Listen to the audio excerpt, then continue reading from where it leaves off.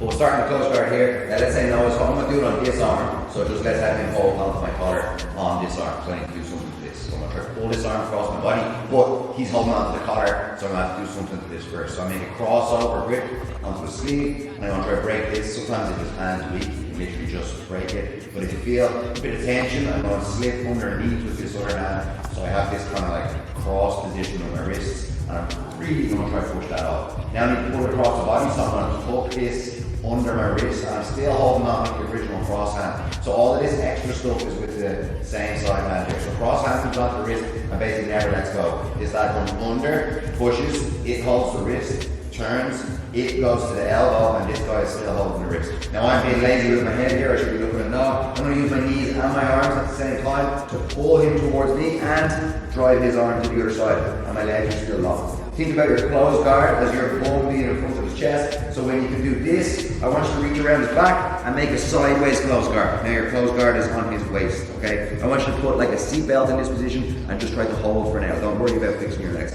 Let's try the other side. So now hold on to me here. I'm going to make a cross grip onto the sleeve. And I know that this is probably going to be hard to break, so I'm straight away going to come underneath. I'm trying to break it away from us to this kind of opposite corner. And then I'm tucking underneath, cross collar or cross sleeve, hand still in contact. Go behind the elbow here, make a grip of the material, and at the same time, just pull him to the side. Reach around the back, still holding this, and little hip escape to make it sideways go guard. To make this feet down now. That's going to be cool. Okay, let's try to do this on both sides. It's a simple move. First on the top, you have an easy job. You're just going to underneath.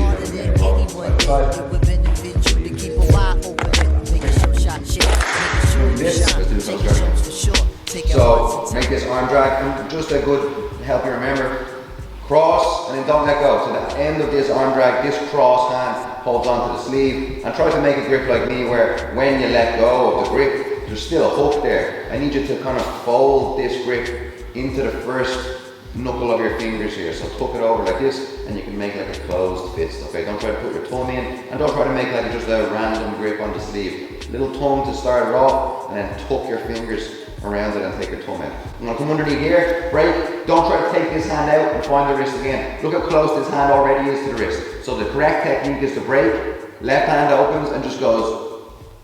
Now I'm going to tuck this underneath. This is so important to do that because any pull across where his hand could touch that collar. If it doesn't get that collar, it could touch my head. If it doesn't get my head, it could touch that collar. There's so many things to stop it going over to the other side. Whereas when I break it and tuck it underneath here, he can only grab himself. Now that might actually help him still, by the way, to use his hand against his own arm. This is something that I like to do when I'm in nose position, but still, I certainly don't want him to be able to grab me, especially considering I just broke him off me. Okay, so I'm going to do the arm drag, the break, and then the arm drag, and I'm timing that with my knees. If you don't have to open your legs here, very much don't. Just try to make a little hip escape here. If Noah was all the way up on his hands here, that's a little bit of a different technique, and that's also telling me that he probably didn't push the arm over there very far. If he's on this hand, he should be in this position here. So I really have to try to drive that across to try to make my seatbelt. Now there's two types of people here, I think. There's going to be someone who, maybe Noah is kind of leaning into me in this position a little bit, and I find that I can just kind of crawl around to his back without me having to get up at all. That's situation A, and I want you to try to do that. So just keep scooting your hips to get all the way behind them,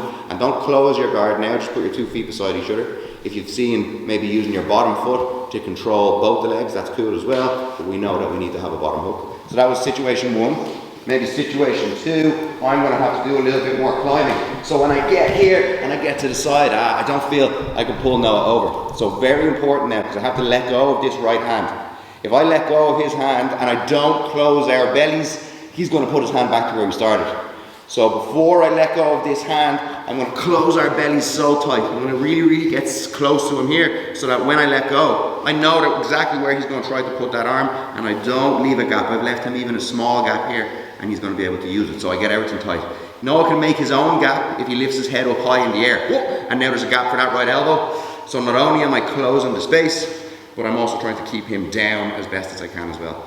What I'm going to do next is build myself up onto this hand, and the same hand that you build yourself up on, right hand for me, right leg has a move to do. So I have to put my right foot somewhere between his legs, like even between his knees is fine. So get up onto my right elbow, maybe that's enough, boom.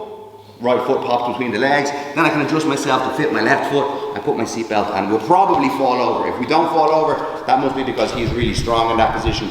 but it feels easier for now, especially in the drill, to just collapse to the side, so I probably should do that.